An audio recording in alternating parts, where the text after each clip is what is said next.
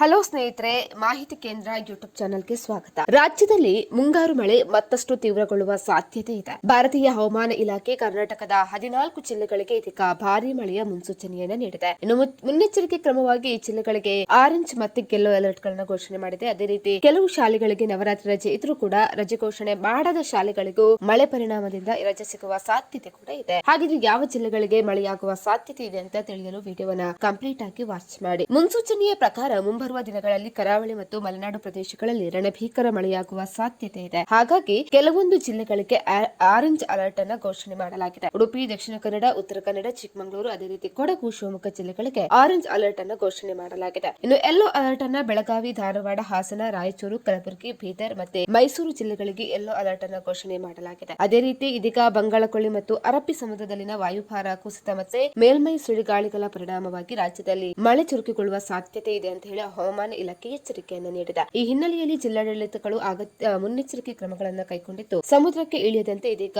ಮೀನುಗಾರರಿಗೆ ಕೂಡ ಎಚ್ಚರಿಕೆಯನ್ನು ನೀಡಲಾಗಿದೆ. ಸ್ನೇಹಿತರೆ, ನಾವು ಮಾಡಿರುವಂತಹ ವಿಡಿಯೋ ನಿಮಗೆ ಇನ್ಫಾರ್ಮೇಟಿವ್ ಅನ್ಸಿದ್ರೆ ವಿಡಿಯೋಗೊಂದು ಲೈಕ್ ಅನ್ನು ಕೊಡಿ. ಅದೇ ರೀತಿ ಮತ್ತಷ್ಟು ಅಪ್ಡೇಟ್ಗಾಗಿ ನಮ್ಮ ಚಾನೆಲ್ ಅನ್ನು ಕೂಡ ಸಬ್ಸ್ಕ್ರೈಬ್ ಮಾಡ್ಕೊಳ್ಳಿ.